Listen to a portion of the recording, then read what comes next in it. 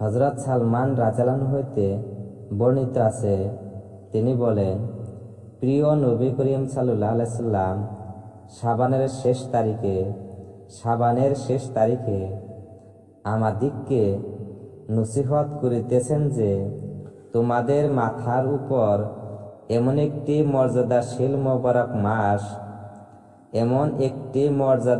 মোবারক মাস ছায়াস্বরূপ আসিতেছে, যাহার মধ্যে শবে কদর নামে একটি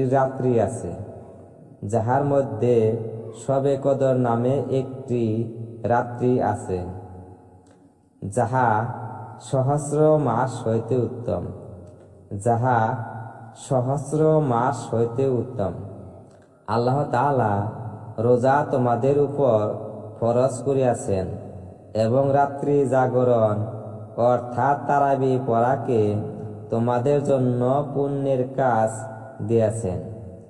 যে ব্যক্তি এই মাসে কোনো নফল আদায় করিল, সে যেন রমজান মাসের বাহিরের কোনো মাসের একটি ফরজ আদায় করিল। আর যে এই মাসে